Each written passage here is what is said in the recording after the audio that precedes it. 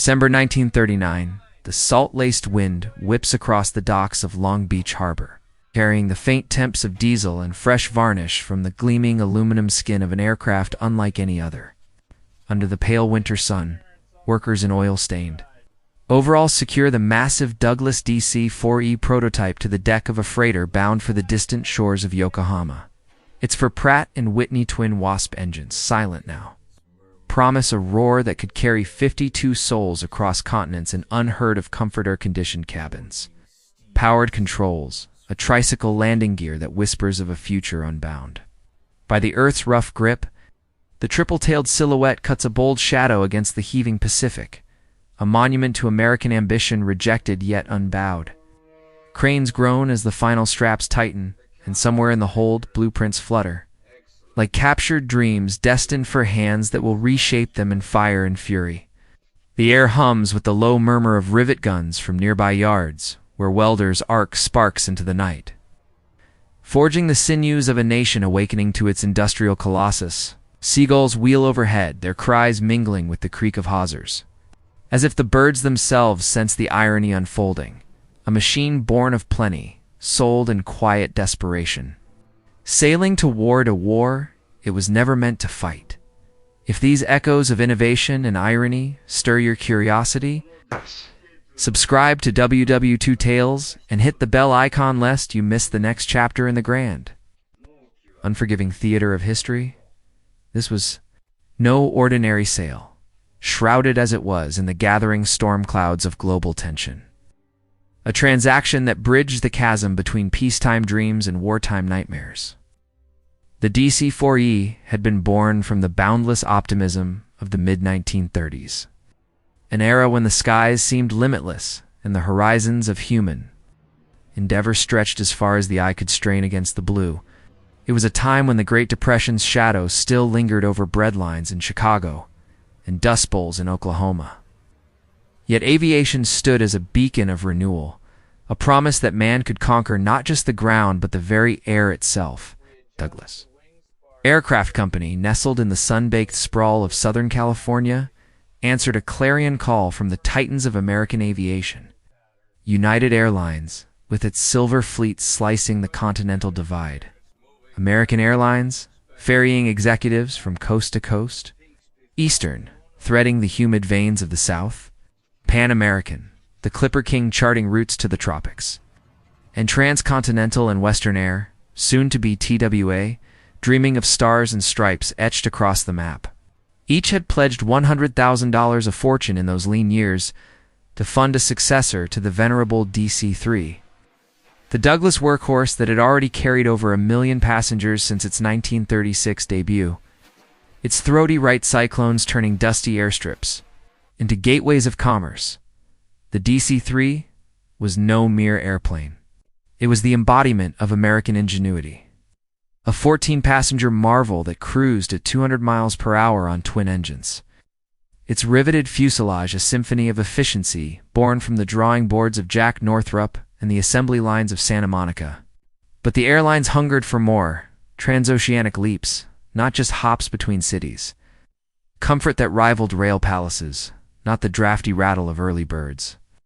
Enter the DC-4E, christened experimental from the outset, a behemoth designed under the watchful eye of Chief Engineer Arthur E. Raymond, a bespectacled visionary whose sketches brimmed with the audacity of a man who believed the future lay aloft. The aircraft emerged as a marvel of excess and foresight 48 feet long from nose to the tips of its triple tail fins. With a wingspan nearing 80 feet, broad enough to eclipse a boxcar, powered by 4 Pratt & Whitney twin Wasp radials, each churning 1,000 horsepower through 14 cylinders of forged steel and chrome. It promised a cruising speed of 230 miles per hour, laden with fuel for 2,500-mile jaunts. Its fuselage, a pressurized cocoon of duralumin, cradled innovations that read like a catalog of tomorrow. Icing boots pulsing rubbery warmth along the leading edges to fend off winter's bite. Hydraulic flaps that unfurled like mechanical pedals for descents as gentle as a feather's fall. And a revolutionary electrical system, alternating current humming through insulated conduits, powering everything from cockpit gyros to the glow of reading lamps and envisioned lounges. The cockpit itself was a sanctum of control, where synchronized superchargers fed oxygen-rich air to the engines at 20,000 feet, banishing the thin gasp of high altitude. Below, the passenger bays whispered of luxury, reclining seats upholstered in leather from Detroit tanneries. Galleys stocked for hot meals ferried on trolleys. Even a small lounge where cocktails might mingle with the scent of Havana cigars. All bathed in the soft hum of air conditioning, novelty drawn from the chillers of frigid air plants. The tricycle landing gear, with its nose wheels swiveling like a dancer's pivot, banished the tail dragger's propensity to ground loop, allowing smoother takeoffs from rain-slicked runways. This was aviation as aspiration, a machine that shrank oceans and soothed the weary traveler, turning the drudgery of distance into a symphony of progress. Testing commenced with its maiden flight on June 7, 1938, from Cloverfield in Santa Monica. The salty breeze off the Pacific ruffling the control surfaces as veteran pilot Carl Cover eased the throttles forward. The DC-4E lifted with a grace that belied its bulk, climbing through scattered cumulus to 10,000 feet, where Cover banked it in lazy turns, the triple tails slicing the air with minimal yaw. Ground crews watched from below, their faces upturned in awe, as the prototype circled the field, its shadow rippling over oil drums and test stands like a harbinger of the jet age yet unborn. Yet for all its promise, ambition outpaced the harsh arithmetic of reality. The DC-4E was a creature of complexity, its systems interwoven like the gears of a Swiss chronometer, demanding not just pilots but orchestras of technicians to keep it aloft. Maintenance logs from those early flights reveal the cracks: powered controls, hydraulic rams, actuating ailerons and elevators, required bleeding lines with the precision of a surgeon, lest air bubbles seize the works mid-flight. The tricycle gear, innovative in theory, jammed under lateral loads during crosswind landings, its retraction struts groaning against tolerances pushed to fine. The triple vertical stabilizer's three fins, rising like pagodas from the empennage, intended to counter the asymmetric thrust of a failed engine, vibrated in turbulence, setting up harmonic resonances that rattled rivets' loose and frayed nerves. In the tower, costs spiraled beyond the $1.5 million budget, each prototype hour devouring dollars in custom fodgings from Timken and specialized alloys from Alcoa. Performance, too, faltered under scrutiny, fully loaded with 52 seats. Baggage and fuel for transatlantic trials, it managed barely 200 miles per hour. Its draggy profile, exacerbated by the boxy fuselage and exposed gear strut shielding to the sleeker lines of rivals like the Boeing 37 Stratoliner, which boasted true pressurization and a service ceiling of 25,000 feet. Pan American's Juan Trippe, the cigar-chomping patriarch whose clippers had already tamed the Atlantic, inspected the DC-4E in a blustery October 1938 visit to Douglas's El Segundo plant. His verdict relayed in a terse cable to Long Beach, branded it a white elephant too clever for its own good, too intricate for the rough and tumble of commercial routes where turnarounds measured in hours, not days.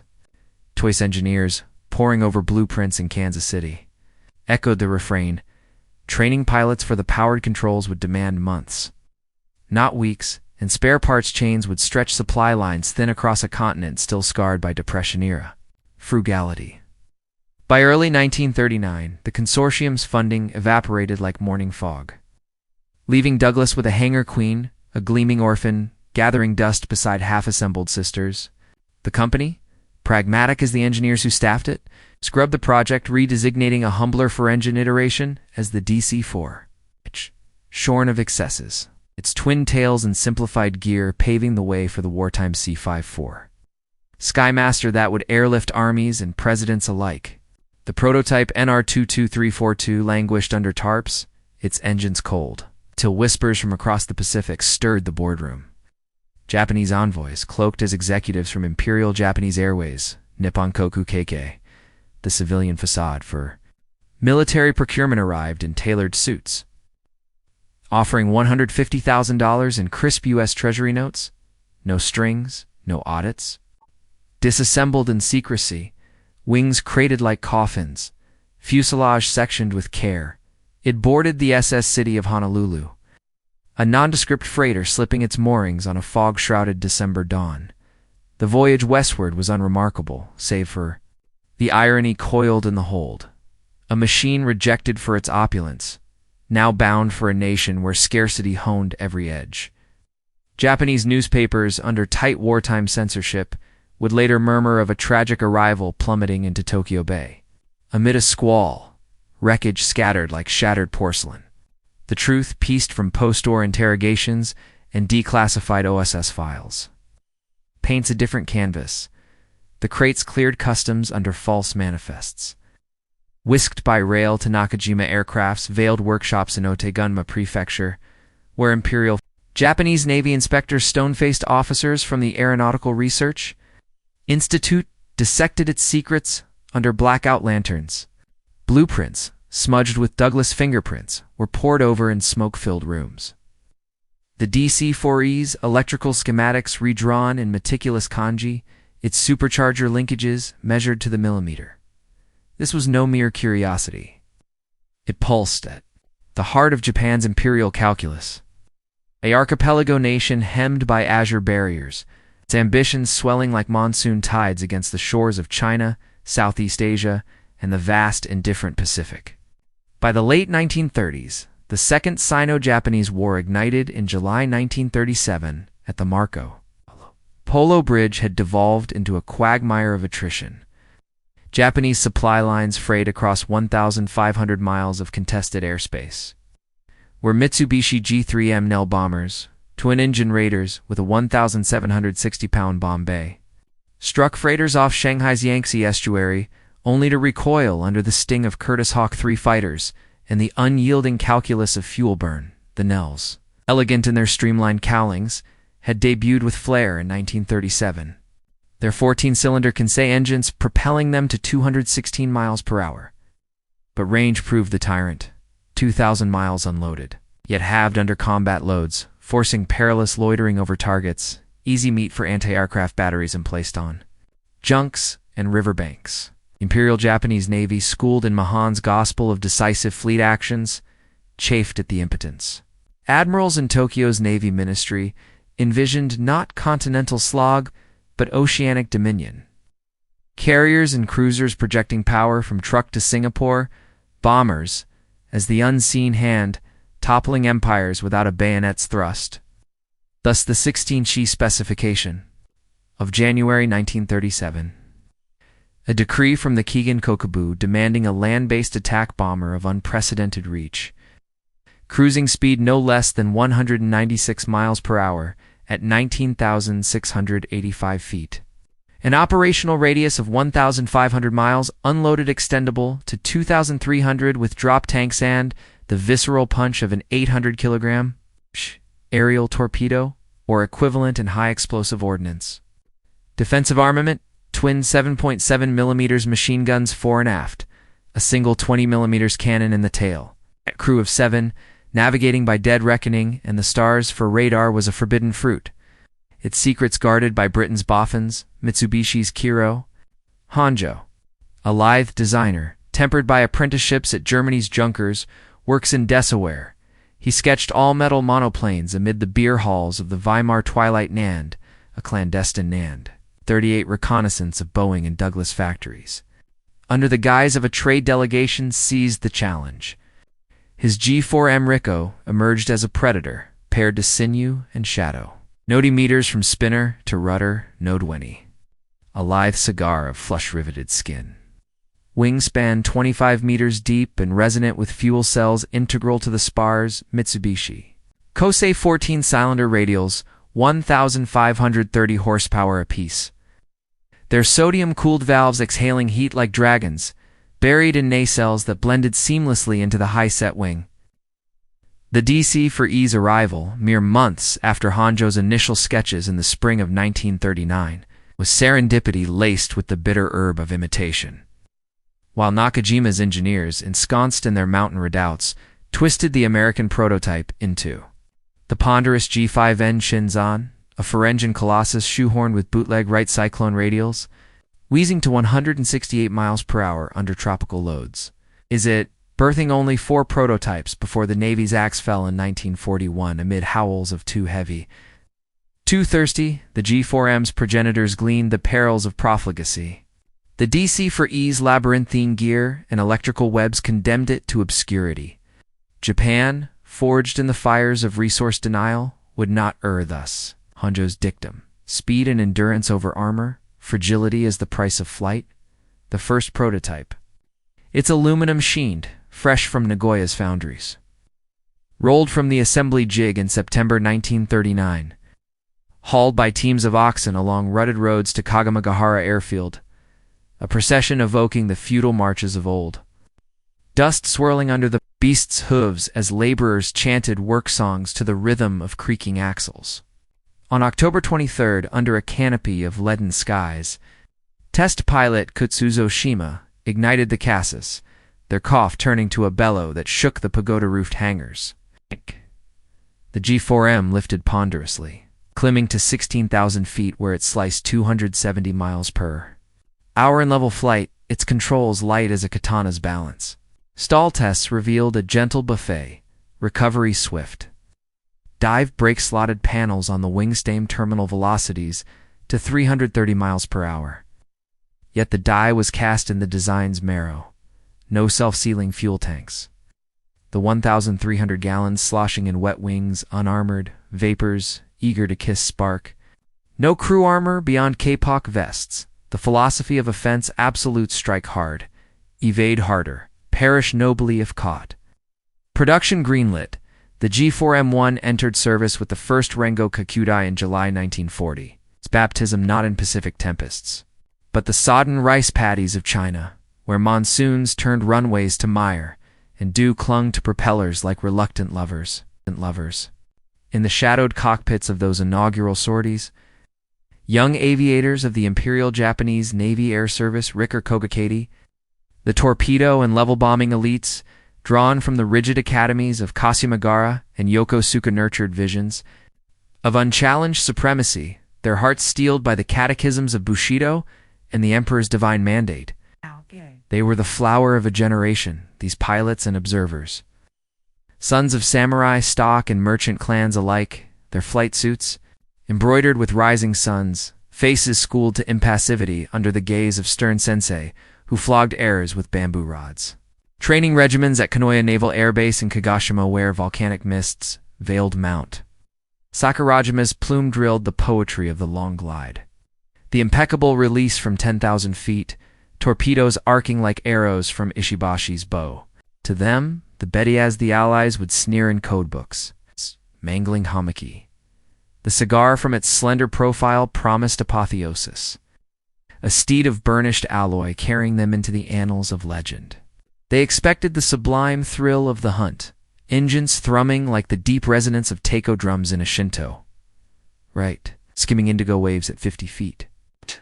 Salt spray flecking visors as they aligned the Type 91 model to torpedoes' magnetic exploders. Humming 800 kilograms of Shimo's powder into the vitals of lumbering battleships. Then, the climb into the blinding orb of the rising sun, untouchable. The horizon bending to their will, the crew of 7 formed a microcosm of martial harmony, the pilot fingers dancing on the stick, eyes fixed on the gyrocompass. Co-pilot, monitoring the engine gauges, their needles steady as a Zen master's breath. Navigator bombardier hunched over charts in the glazed nose, plotting vectors by sextant and radio DF. Dorsal gunner cradling his Type 92 machine gun, its 500 round. Belt coiled like a serpent. Radio operator tapping Morse to distant carriers, his fingers numb from the chill.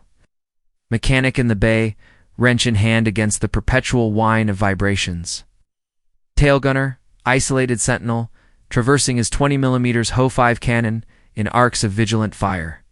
They boarded with the quiet conflagration of men who deemed their cause etched in eternity. Parachutes stowed as emblems of dishonor. Escape was for the craven, the Pacific's embrace a warrior's pyre. Honor beckoned like cherry blossoms in fleeting. Glory, medals of gilded Polonia pinned beneath the palace lanterns.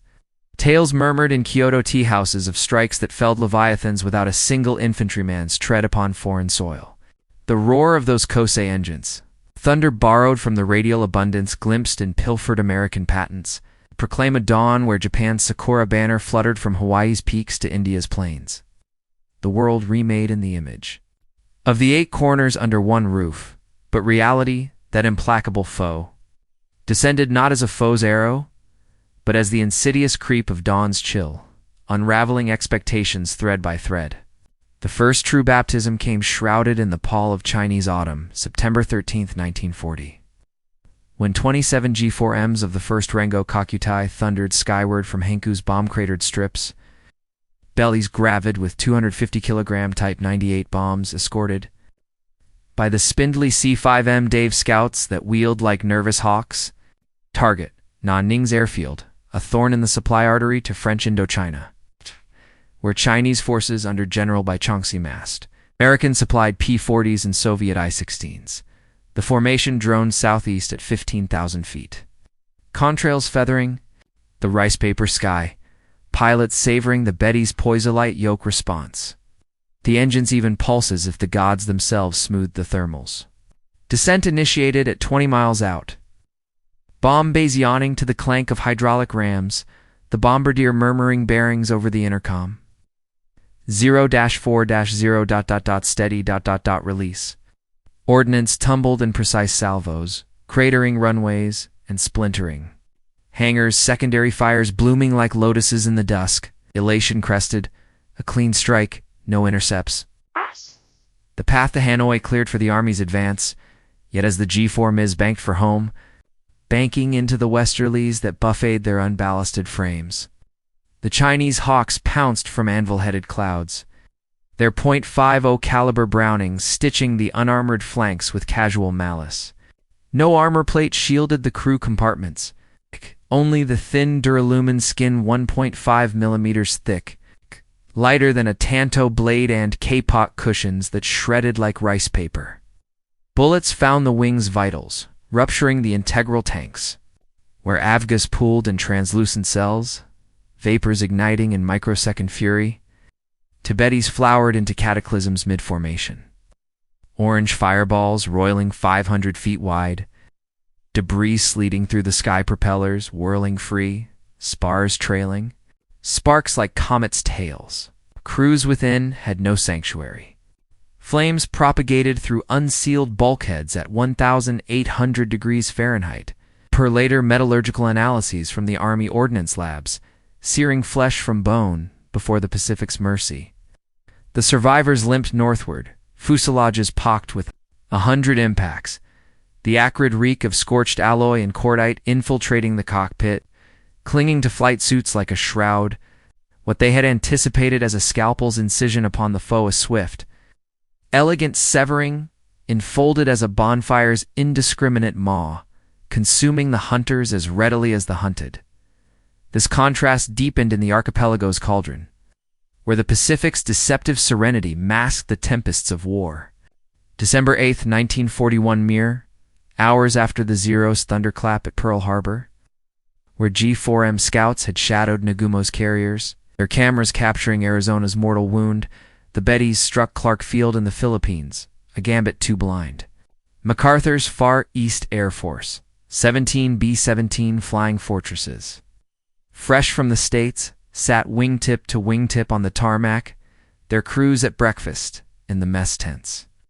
When the formation materialized from Luzon's monsoon hazed, 1-4, G for Ms at 12,000 feet, bombs away in staggered passes. Explosions chained across the field, P-40S erupting in geysers of flame, fuel dumps blooming into infernos that painted the dawn crimson. Elation surged through the cockpits, the grand design vindicated, Manila's gates ajar, the white man's empire, cracking like eggshell. Pilots whooped over the radio, the roar of engines a triumphant underscore, as they circled once to survey the pyres before vanishing into the anvil clouds. Beneath the laurels, however, the serpent stirred, a lone .50 caliber round from a P-40 gunner defiant to the last, raking the underbelly as his mount cartwheeled breached a wing root, igniting the auxiliary cells. The pilot, Captain Hiroshi Nakamura of the Tako Kakutai, felt the shudder. First, a tremor in the stick, then heat blooming aft like a fever's rash. Fire, ... Port wing? He keyed, voice steady as ritual. But the mechanic's reply crackled with panic. Tanks ruptured. Survacuate. Cut short by the whoosh of flames devouring the radio bay. The G4M yawed earthward, crew clawing at blistering. Levers, faces contorted in the cockpit's hell glow, lungs raw from superheated air. No extinguishers availed. The design's austerity left no foam or halon, only the futile slap of gloved hands against vents. It struck the jungle fringe at 300 miles per hour, carving a furrow 200 yards long per U.S. Army recovery teams. The tail section, tumbling free as the lone survivor, the bombardier, hurled himself clear in a tangle of silken branches. Expected. The Emperor's Navy ascendant, foes scattering like chaff in the wind. Experienced, the guttural stutter of Brownings. The acrid bite of tracers arcing like fireflies, and the sudden, all-consuming kiss of conflagration that turned brothers to cinders in the span of a breath. No poetic descent into the waves, only the profane agony of immolation, the roar twisting from anthem to dirge.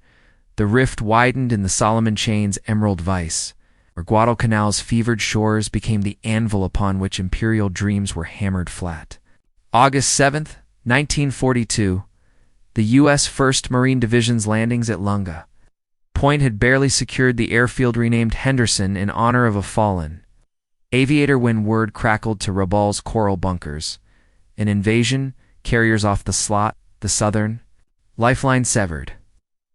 Admiral Gunichi Mikawa, sleepless in his flag plot, unleashed the Genban Shima, the day attack force 23 G4Ms from the 4th and 25th Kakuta.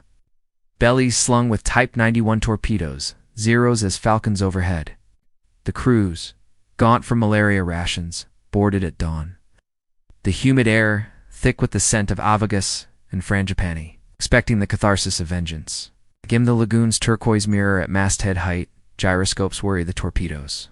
True into the bellies of Hornet and Enterprise, then melt into the dawn's haze, legends in the making. The flight south was a gauntlet of headwinds. Engines straining at 75% power to conserve the precious 1,300 gallons. Navigators plotting by Loran fixes snatched from flickering sets. Contact came at 0930. The American task force a glittering HOST. 40 miles off, Sea Lark channel cruisers Louisville and San Francisco screening the big decks. Radar pickets pinging the inbound swarm. Wildcats from VF-6, vectored by CXAM sets aboard the carriers, now tore through the escorting Zeros like reapers in wheat, then pivoted on the bombers, now the G4Ms. Committed to the low-level run, pressed on at 200 feet, waves foaming white under their keels, but the sky erupted in tracer webs. Hellcats stooped from 15,000 feet, .50 caliber streams converging like monsoons. A dorsal gunner traversed his Type 92 in futile sweeps, 7.7 millimeters rounds pinging harmlessly off P40 armor plate. One Betty after another buckled, wings shearing in mid-burst. Fuel igniting in pyres that climbed 500 feet. Crews outlined as silhouettes in the inferno before the sea claimed the husks. 18 plummeted in the span of minutes, some cartwheeling, in fiery spirals, others ditching with the grace of felled trees. Fuselages crumpling on impact, air bubbles boiling survivors to the surface only to be silenced by sharks' shadows. The 5 that survived circled like wraiths, crews hacking at jammed escape hatches. The tail gunners' frantic bursts echoing unanswered, expected, the thunderous dominion of the rising sun, enemy hulls listing in symphony to the splash of torpedoes, experienced the banshee wail of dive sirens, the metallic chatter of synchronized guns, and the inexorable tide of fire that rendered Bushido's vow a cruel jest. No glory in the grave, only the hollow gasp of failing engines, the Pacific's cold. Maw devouring what ordnance spared, leaving whispers on the wind ghosts in the machine. Their roar silenced before the echo faded. These were not isolated tempests, but the inexorable ledger of a design forged in the crucible of doctrine. Where fragility was not flaw but philosophy, and the roar of engines, that deep, resonant bellow borrowed from American radials, served as both summons and swan song. Official Imperial Navy records, meticulously archived in the post-war vaults of the Yasukuni Shrine and declassified during the Nutsu 1946 to 1948 Tokyo War Crimes Tribunals, etch a chronicle of carnage that belies the early illusions. Of the 2,435 G4 MiS produced across Mitsubishi's fevered assembly lines from 1941 to 1945 to 1,172 of the initial Model 11s rolling off jigs in Nagoya and Okayama, their fuselages riveted by women whose husbands manned the front, over 1,200 succumbed to enemy fire, a cataclysmic attrition rate exceeding 50%. Per the Kaigan's own operational summaries submitted to the International Military Tribunal, the early G4M1S, their naked aluminum skins vulnerable as rice paper and integral fuel tanks holding 530 gallons per wing without a whisper of self-sealing compound, ignited on the slightest provocation, a 1942 Mitsubishi engineering memorandum, unearthed from company ledgers in 1979 by aviation historian Peter Mirsky, quantified the apocalypse. A solitary 20mm shell, fragment traveling at 2,600 feet per second from an Oerlikon mount, sufficed to breach a cell, igniting avagous vapors in under 3 seconds. With flames racing through unsealed wing spars at 1,800 degrees Fahrenheit, melting magnesium fittings into slag before the pilot could bank away. Defensive armaments fared little better. A patchwork of relics against the industrial storm. The standard Aerofor handheld Type 92 machine guns. 7.7mm relics from the Great War's trenches, spitting 500 rounds per minute in erratic bursts from blister packs for aft and dorsal, augmented in later marks by a single 20mm Ho-5 cannon. In the tail turret, its traverse, limited to 20 degrees left and right, crumbled under the onslaught of American .50 caliber Brownings, which harmonized 8 guns per Hellcat wing at 850 rounds per minute, their incendiary tracers punching through duralumin like hot knives through mochi. Allied after-action debriefs from the pivotal Battle of the Bismarck Sea. March 2nd to 4th, 1943, a maelstrom off New Guinea where General Kenny's 5th Air Force unleashed. B-25 Mitchells and masthead strafing runs recount the slaughter in ink. Blood 38 G4Ms intercepted en route to reinforce La. Their convoy of 8 transports already kindling from skip bombing. 25 Bettys plummeted into the Coral Sea, their debris carpeting 50 square miles of azure, as charted by U.S. Navy hydrographic surveys from the destroyer USS Lamson. They burned like matches struck in a gasoline bath, scrawled Lieutenant Commander John Smith of VF-5 in his frayed logbook. The phrase a refrain in squadron reports forwarded to Admiral Halsey's South Pacific Command, where cartographers pinned lost tallies to walls like macabre butterflies, yet the evidence transcends. The cold calculus of ledgers, reaching into the raw timbre of voices silenced by the waves or the sensor's blade. In Ijo Sei, Rika Training Manual, salvaged from the sunken auxiliary seaplane tender Akagi Maru off Truk Lagoon in 1944, its pages warped by salt water. Annotations in faded pencil, instructors extolled the G4M's divine velocity, invoking Admiral Kiichi Nagumo's paean from a pre-Pearl Harbor address. This bird shall bear the rising sun to every shadowed horizon. Unyielding as the samurai's tempered blade, its wings the emperor's extended arm. Irony coiled through the vellum, like smoke. By mid-1943, ground crews at Lacunai's dispersal revetments on New Britain sweating under the equatorial glare. Their khaki fatigues, stiff with betel nut stains, daubed fuselages with experimental fire-suppressant foam, a ritual of chalky slurry ladled from 55-gallon drums before each dawn patrol, the acrid reek mingling with the jungle's rot. Saburo Sakai, the indomitable zero ace whose 64 kills etched his name in the annals, bore witness to a Betty formation's evisceration over Guadalcanal's Iron Bedham Sound on the night of October 13th to 14th, 1942, in his 1957 memoir, Samurai. In a Tokyo garret amid the rubble of occupation, he evoked the horror. I watched the lead ship unfurl into flame, its crew limned like paper silhouettes in a lantern, festival ethereal, exquisite, extinguished in the span of a haiku's breath. We dubbed it Hamaki, the cigar for its lithe form, but it smoldered to its own pyre, a requiem in rivets. Allied signals intelligence decrypted through the labyrinthine gears of Station Hypo and Pearl Harborware codebreakers like Joseph Rochefort pieced JN-25 fragments into predictive tapestries captured the desperation. In real time, during the Battle of Rennell Island, January 29th to 30th, 1943, 43 G4 Ms groped southward to shield the battered cruiser force under Vice Admiral Nobutake Kondo. A magic intercept snared a tailgunner's frantic plea amid the static engines. Silent, ... Fire devours the wings. Bonsai to you, brothers, eternal vigilance.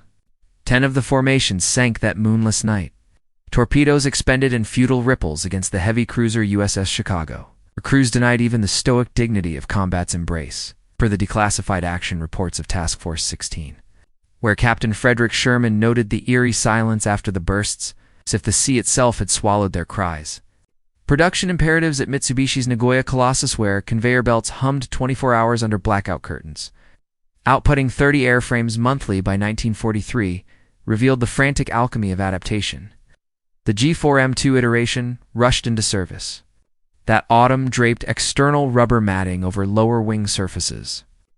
660 pounds of sealant per plane, jettisoning 6 miles per hour from the top speed and 200 miles from the ferry range. It's still faltering against the empirical blaze. As field trials at Tinian documented 23% ignition rates and simulated hits, the G4M3, with its aspirational Lamenter flow airfoils promising 280 miles per hour unloaded, arrived too late for redemption. Field-applied camouflage, primerless olive, drab slathered by harried technicians with horsehair brush, has disrupted the smooth flow. Bloating drag coefficients by 15%, per wind tunnel data from the Aeronautical Institute archived in Tsukuba.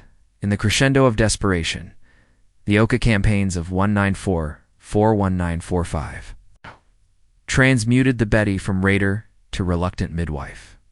Its Bombay reconfigured to cradle the rocket-propelled kitten of the Yokosuka. MXY-7 to 2,500-pound warheads piloted by youths barely old enough to shave. Their 16-second glides from 30,000 feet aimed at the steel forests off Okinawa. Naval Air Group 721 logs surrendered to MacArthur's staff in September 1945. Tally 18 launches from March to June, claiming 14 U.S. vessels amid the typhoon of steel carriers Franklin and Enterprise scarred, destroyers Pickens. And Lloyd's consigned to the deep butt at the prodigal toll of 143 G4Ms, cross-referenced against deck logs from Admiral Mitcher's Fast Carrier Task Force, where gunnery officers tallied pyres like harvest sheaves. One survivor tail gunner, Hiroshi Tanaka, a wiry farm boy from Hokkaido, conscripted at 19, testified before a 1946 reparations board in Yokohama, his voice a gravel whisper over stacks of charred photographs. We flew into the gale of their liberty. Engines roaring like ancestral thunder, but our wings wept August tears. Each launch was a brother's farewell, the Betty of floating beer bearing sons to the gods, yet for what? The sea drank our fire, and the stars watched unmoved. Threaded through this tapestry of tribulation is the recurring roar of the engines. That pulsating growl of the Kosei radials, a sonic talisman of American abundance. The deep-throated resonance once the hallmark of Pratt & Whitney's Twin Wasps in the DC-4E's Halcyon trials, where it had echoed across sunlit test ranges from Burbank to Honolulu, ferrying dignitaries in upholstered ease, a harbinger of democracy's boundless reach. In those pre-war hops, the sound had been symphony. Factories in East Hartford churning cylinders from Ohio steel. Fuel from Pennsylvania derricks slaking thirst for wings that bridged not chasms of conquest, but continents of commerce, embodying a nation's creed where innovation flowed free as the Mississippi. Rejection merely a pivot to reinvention. The DC-4E's castoff birthing the C-54 that would cradle Eisenhower's armies from Normandy to Tokyo. Japan, in her isle's austerity, had coveted that thunder, dispatching agents to filch patents through the back channels of neutral Switzerland, grafting the radial's pulse into the Caisse's veins, believing it would amplify isolation into imperial gale. Yet the roar betrayed its lineage, amplifying every frailty.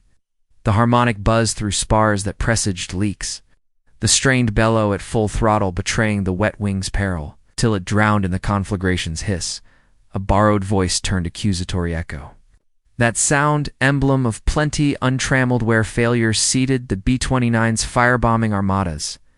.50 caliber belts from Buffalo Forges, radar sets from MIT labs. All fruits of a polity where edict bowed to experiment haunted the G4Ms, underscoring the abyss. Abundance yields not to fiat, but to the inexhaustible churn of free minds and open markets. The G4M's odyssey inscribed a seismic transformation upon the imperial consciousness, a gradual erosion of the foundational myths that had propelled Japan from Meiji's modernization to the greater East Asia co-prosperity sphere's hubris. In the war's nefarious inception, the Betty stood as technological talisman, an evolutionary leap from the frail biplanes of Tsushima's 1905 Triumph wooden frames, lashed with silk, engines sputtering like firecrackers to the all-metal arbiters of a new order, where Asia's destinies converged under Tokyo's aegis. Nagumo's carrier strike force at Pearl Harbor, December 7, 1941, had been prefaced by G4M Pathfinders, their long-range cameras etching Ford Island's pandemonium. The roar a prelude to the 18 bombers that survived to claim the Arizona, amid the pall of 2,400 souls. Triumph begot arrogance, the annihilation of HMS Prince of Wales, and repulse off Malaya's coast. December 10th, 9 torpedo impacts from 19 G3Ms and G4Ms. The battleship's 15-inch turrets silenced in 85 minutes, per the Royal Navy's somber Board of Inquiry validated the gospel of air primacy. The first capital ships felled sand surface gunfire, a doctrinal sacrament etched in Admiralty blues. Crews disembarked to hibiscus garlands and the silken ministrations of geisha in Yokohama's pleasure quarters, convinced their vessels' vulnerabilities were but ascetic virtues. The engines growl a canticle to inevitability, the Emperor's War. A teleological march toward the Eight Corners harmony, Guadalcanal's malarial crucible, however, fractured the edifice, from August's amphibious spasm to February 1943's evacuation. A 9-month hemorrhage that claimed 24,000 Japanese lives to the Marines, 7,000. Per the official histories compiled by the U.S. Marine Corps Historical Branch, over 100 G4Ms fed the slots insatiable. Apatadian of 23 vaporized in the August 8th dawn raid. Alone, their Type 91s plowing furrows in empty atolls, as radar-vectored dauntlesses from Enterprise stooped unerringly. Per the carrier's decklogs microfilmed in the National Archives. The mechanical brittleness unveiled strategic myopia. The Navy General Staff, ensconced in Tokyo's marbled Kasumi-Gaseki halls, had cleaved to offensive purity, scorning the dead weight of armor or tanks, doctrine deeming evasion the truest shield. Now, pilots in Kanoya's ready room's faces, gaunt under fluorescent glare. Flight charts, thumbtacked to bamboo walls, murmured of Yore no Tsubasa, ghost wings that devoured their bearers. The roar no longer exaltation, but elegy. Ideology. Transmuted, insidious as rust. Bushido's austere fortitude curdled into nihilistic resignation. The co-prosperity sphere from beacon of liberation to bulwark against annihilation. By spring 1943, Rabal's labyrinthine tunnel complexes drilled into Gunung Klabit's flanks by Korean conscripts resounded with fire-retardant incantations. Crews incising family crests on instrument panels with awls, the engine's preflight. Cough a metronome to mortality. The Yamamoto interdiction. April 18, 1943, a surgical ambush over Bougainville's verdant folds crystallized the inflection. Sink combined fleet Isoroku Yamamoto, the Pearl Harbor savant whose gaunt frame belied a gambler's fire, boarded 2 G4Ms at Balale for a frontline inspection. His punctilious timetable a 9:30 departure. 1100 arrival, betraying the arrogance of command unchallenged. P-38 Lightnings of mission 449, vectored by magic decrypts from Henderson's plotters. Threaded the clouds at 10,000 feet. Major John Mitchell's flight splintering the escorts before Major Thomas Lanfear's burst claimed the Admiral's mount. Port engine blooming flame as it spiraled into the kunai grass. Per the declassified Army Air Force's mission, port stamped top secret until 1970. Yamamoto's passing and the very icon he had midwifed his aides incinerated beside him. Per recovered Imperial Navy telegrams, shattered the aura of invincibility. Perception pivoting from celestial arbiters to besieged moths battering America's lantern. This sowed the kamikaze harvest, germinated in Admiral Tokujiro Nishi's October 1944 Fiat at Mobilocket Airfield.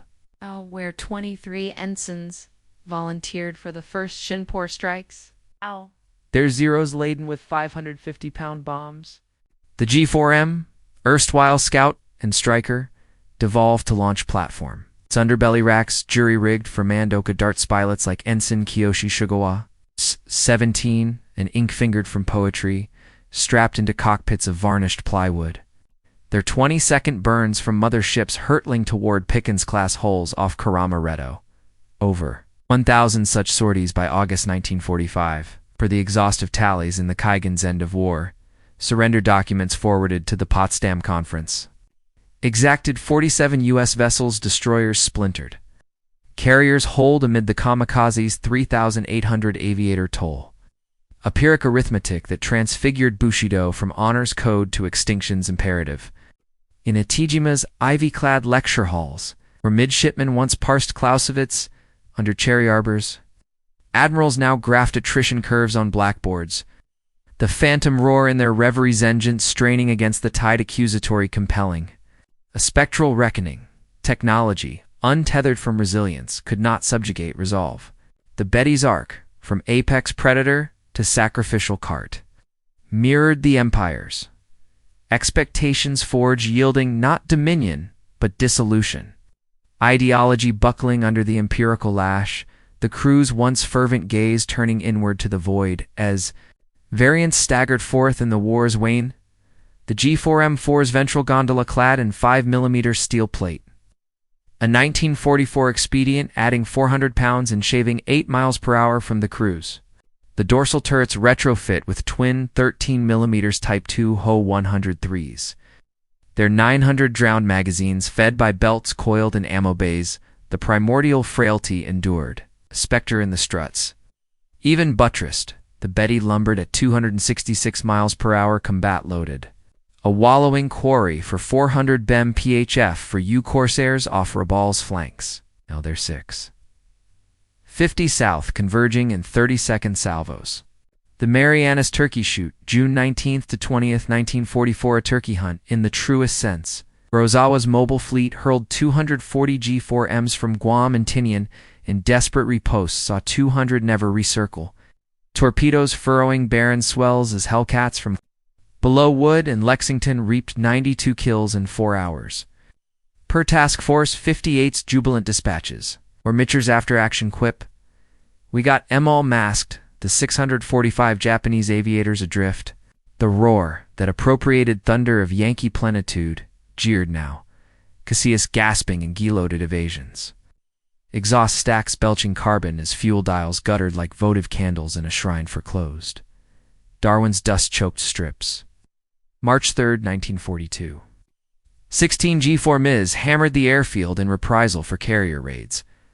242-kilogram bombs cratering hangars, but for ignited over the Timor Sea's anvil swells, crews bailing into the monsoon lash, only to tangle in canopy lines, silk noose to the depths, per RAAF intelligence summaries from 13 Squadron. New Guinea's fetid swamps claimed dozens more. Ditched holes festering amid sago palms and malarious fever dreams, their propellers half buried in muck like broken idols. And ever the sound persisted, a visceral thrum commencing as Covenantha. DC for E's transoceanic rehearsals, where it had shouldered mock payloads from San Pedro to Midway. incarnating democracy's boon of unfettered transit, notions traversing frontiers as casually as clipper wakes. Japan had bartered for that timbre, intent on transmuting penury to panoply, but it reverberated as indictment, illuminating the gulf. American opulence resided not solely in the alloy's gleam, but the symphonies sustaining it, self-sealing tanks, woven from DuPont's synthetic rubber, spun in Delaware mills. Colt's Hartford armories stamping .50 caliber links by the million. RCAS Camden Labs birthing cavity magnetrons for the Wildcat's eyes progeny of a republic where setback fertilized. The morrow, fealty yielding to the forge of discourse. The G4M's roar, feral and unmastered, devolved to Threnody. A auditory filament binding cast-off prototype, 2 wave-littered wrecks. The engine's insistence, a parable of hubris harnessed awry. In the twilight of Empire's gamble, as the G4MS variants, clawed for relevance amid the fraying threads of resolve. The roar persisted a stubborn cadence, underscoring not just mechanical fidelity, but the inexorable unraveling of a worldview forged in isolation's kill. The G4M4, that beleaguered evolution of 1944, bore the scars of incremental desperation, its ventral gondola.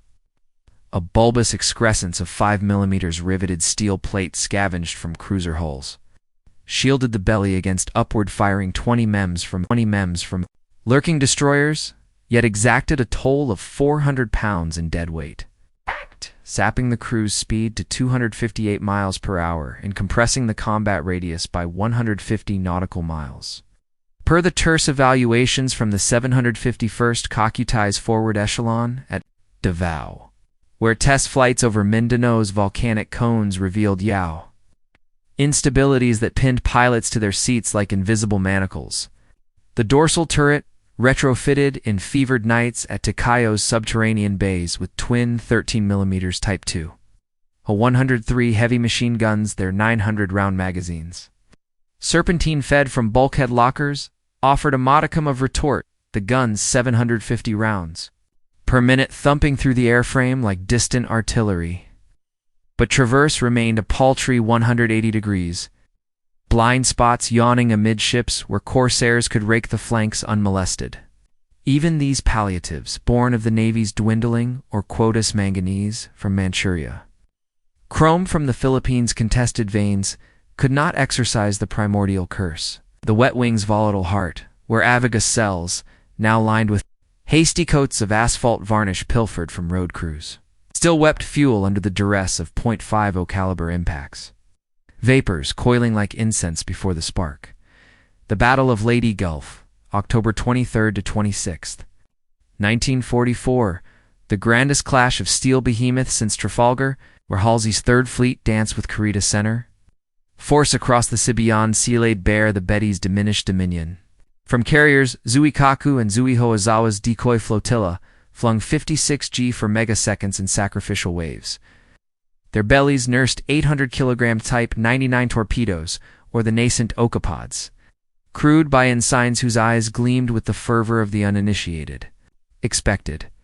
A feint that drew the Yankee hunters north, unmasking San Bernardino straight for the Yamato's thunder. Reality. The slot between Samar and Leyte, a charnel gauntlet, where TF-38's Avenger torpedo bombers, loitering on Hellcat leashes, pounced from anvil clouds. Their TBFs loosing Mark 13 fish while gunners hosed the formations with 12.7mm streams. 34 Bettys succumbed in the first afternoon, wings folding like origami under the onslaught. Per the after-action tallies, radioed from Wasp and Intrepid, where air group commanders tallied pyres by the dozen, lead element torches at 1,430, debris field 5 miles square, survivors nil. The roar, that pilfered anthem of radial might, choked in the Malacco seas, windmilling at zero thrust as hydraulics failed. Pilots muscling yokes against fire-warp spars, the sound devolving to a staccato cough amid the flame's voracious gale. One G4M4, tail number 742-18, ditched intact off Panay after a grazing hit from a Helldiver's 20mm. Its crew paddling a Kapok raft through oil slicks, only to be hauled aboard the destroyer USS Hirman, where the captured bombardier at Tokyo. University dropout named Kenji Sato confessed in broken English to his interrogators. "We flew as eagles, but burned as moths. Sure metal sings of plenty unending, hours of a single dawn. This sonic spectre, the engine's unyielding thrum, wove deeper into the narrative of ideological fracture. A auditory leitmotif, binding the DC for ease, discarded elegance to the G4M's Pyrrhic flights. Emblematic of abundance's dual edge. A force that, in American hands, birthed not rigidity, but renaissance. Recall the prototype's genesis in Long Beach's sun-drenched yards, where Douglas's riveters immigrants from Sicily and Sweden, their lunch pails brimming with corned beef from Chicago stockyards, hammered duralumin under foremen's nods. The twin wasps bellow during ground runs, a chorus of collective aspiration. Fueling not conquest, but connection. The Skymaster's post-war progeny airlifting Berlin's blockade-burdened souls, or ferrying pilgrims to Mecca from Idlewild's gates. Japan's appropriation, through Yokohama's shadowed manifests, sought to domesticate that vigor, grafting the radial's pulse into Kosei cylinders, cast in Osaka's foundries where shift workers, rationed to 1,800 calories daily etched cereal. Numbers by lantern light hoping it would transmute archipelago constraints into oceanic writ. Yet the roar rebelled, its American essence, rooted in the cacophony of free enterprise, where Edison's labs begat GE's, Magneto Standard Oil's gushers, slaked Pratt's, thirst clashing with imperial decree, where blueprints bore the emperor's seal and deviation invited the Kempatai's shadow. Each takeoff crescendo from Rabal's coral-crushed strips to Formos's typhoon-lashed fields amplified the dissonance, ingent straining against doctrinal leanness. The sound a mocking refrain of what might have been had scarcity yielded to. Symbiosis rather than subjugation, the transformation cascaded through the ranks. From flight line to flag bridge, eroding the edifice of divine mandate with the grit of empirical defeat. By early 1945, as Iwo Jimma's black sands drank the blood of 26,000, the Japanese defenders to the Marines, 6,800. The G4M's role calcified into that of spectral courier, shuttling dispatches between bunkers honeycombed in Mount Suribachi's flanks, their crews veterans with tattooed dragons, peeking from collarbones flying nape of the earth, to evade the P-51 Mustangs prowling from Sapin's fields. Expected in those milk runs, the quiet stewardship of empire's embers, a respite from the slot's inferno. Experienced the sudden ambush of four-engined privators, their radar eyes piercing the volcanic haze. 20mm cannonades turning fuselages to lacework. The roar cut short in bursts of tracer fire that lit the dawn like false auroras. Over 40 such shuttles fell in the campaign's 36 days, per the 26th Air Flotilla's fragmented logs recovered from sulfurous caves. Their loss not in glory but anonymity, pilots denied even the solace of a banzai charge. This banality of peril seeped into the psyche, transmuting Bushido's heroic fatalism into a weary pragmatism. Whispers in Omuta's guardhouses spoke not of honorable pyres but of Kitsune no Hai foxfires. Illusory lures, drawing the unwary to doom, the Betty recast as trickster rather than talisman. Okinawa's Typhoon of Steel. April to June 1945 accelerated the alchemy. The G4M pressed into the kamikaze's maw with a fervor that bordered on the liturgical. From fields sodden with red Claykadina Yantan, now American-held, but ringed by suicide strips on neighboring isles, over 400 Bettys sortied as Oka tenders, their bays re-engineered with trunnions for the MXY-7's 1,200-kilogram glide bomb. The mother plane climbing to 28,000 feet under zero escorts before release. The rocket's 20-second scream hurtling the pilot toward task force hulls at 650 miles per hour. The 721st and 773rd Kakutai tallied 185 launches.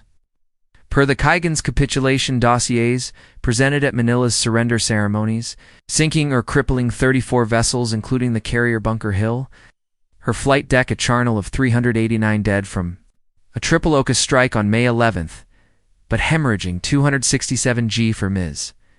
To the encircling noose of corsairs and admirals' radar-directed flak, crews, once poets of the long patrol, now intoned farewells over sake cups in Quonset revetments, etching haiku on control wheels. Wings of fire unfold/borrowed thunder, calls the tide dawn without shadow. The roar in these final throes became requiem, engines idling. Through the night, as ground crews fueled from 55-gallon drums siphoned from wrecked Zeeks, the sound a lullaby laced with dread, echoing the DC-4E's silenced promise of skies shared, not seized.